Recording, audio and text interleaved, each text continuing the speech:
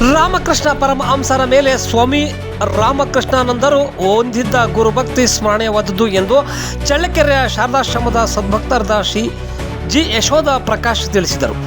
ಶಿವನಗರದ ಶಾರದಾದೇವಿ ಸತ್ಸಂಗ ಕೇಂದ್ರದಲ್ಲಿ ಆಯೋಜಿಸಿದ ಸ್ವಾಮಿ ರಾಮಕೃಷ್ಣಾನಂದರ ಜಯಂತ್ಯೋತ್ಸವ ಕಾರ್ಯಕ್ರಮದಲ್ಲಿ ಪಾಲ್ಗೊಂಡು ಅವರು ಮಾತನಾಡಿ ಗುರುಭಕ್ತಿಯ ಬಗ್ಗೆ ವಿಶೇಷ ಉಪನ್ಯಾಸ ನೀಡಿದರು. ರಾಮಕೃಷ್ಣ ಪರಮಹಂಸರು 16 ಮಂದಿ ನೇರ ಸನ್ಯಾಸಿ ಶಿಷ್ಯರಲ್ಲಿ ಒಬ್ಬರಾದ ಸ್ವಾಮಿ ರಾಮಕೃಷ್ಣಾನಂದರನ್ನು ತಮ್ಮ ಗುರುಭಕ್ತಿಯಿಂದ ಖ್ಯಾತರಾದವರು.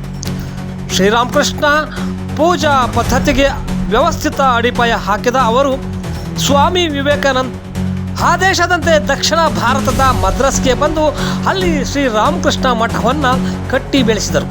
ಆದ್ದರಿಂದ ದಕ್ಷಿಣ ಭಾರತದ ರಾಮಕೃಷ್ಣ ಪರಂಪರೆಗೆ ಅವರು ಕೊಡುಗೆ ಅಪಾರವಾದುದು ಎಂದರು.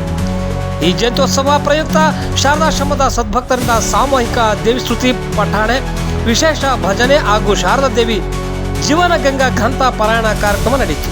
ಜಯಂತ್ಯೋತ್ಸವ ಕಾರ್ಯಕ್ರಮದಲ್ಲಿ ಶಾರದಾಶ್ರಮದ ಸದ್ಭಕ್ತರಾದ ಮೀನಾಕ್ಷಿ, ಉಷಾ, ಶ್ರೀನಿವಾಸ್, ಶಾಂತಮ್ಮ, ಶಾಂತವೀರಪ್ಪ, ಕವಿತಾ, ಗುರುಮೂರ್ತಿ, ಸಂಗೀತ, ವಸಂತಕುಮಾರ್, ಶೈಲಜಾ, ಶ್ರೀನಿವಾಸ್, ಕೃಷ್ಣವೇಣಿ, ಪ್ರಸಾದ್, ಯತೀಶ್ ಎಂ ಸಿದ್ದಾಪುರ, ವಿಜಯಲಕ್ಷ್ಮಿ, ವೀರಮ್ಮ, ಜಯಶೀಲಮ್ಮ ಇದ್ದರು.